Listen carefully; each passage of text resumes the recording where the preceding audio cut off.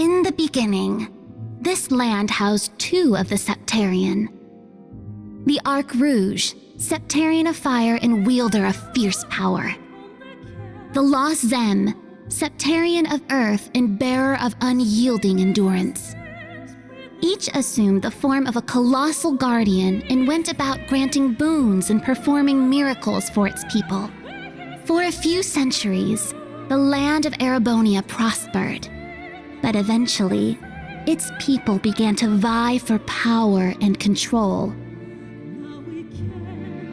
The Sept-Terrions had always granted their people's wishes, but now, their peoples each wished for the other's destruction.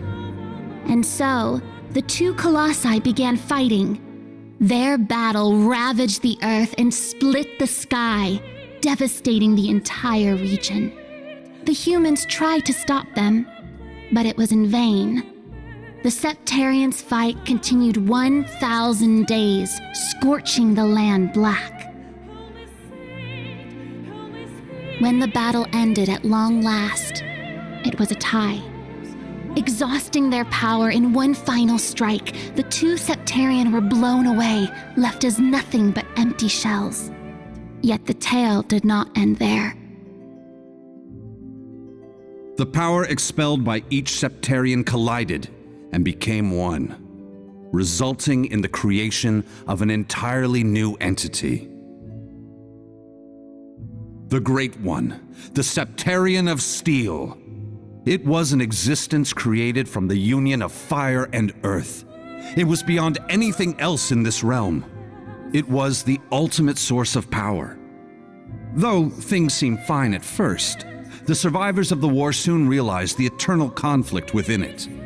They knew this conflict would cause it to grow ever more unstable, and that it was not something that could be handled by mankind.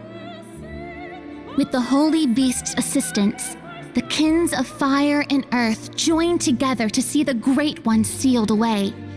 However, each of their attempts ended in failure. Left with no other options, they resorted to their final plan. The Great One would remain whole in the higher plane, yet its physical incarnation in this world split into numerous shards. It was this final gambit that saw disaster averted. Indeed, their combined efforts bore fruit. The kin of Earth created 7 vessels, while the kin of Fire split the Great One's power and infused each vessel with a part of it. 7 dolls in the form of knights, each bearing the Great One's power, the Divine Knights.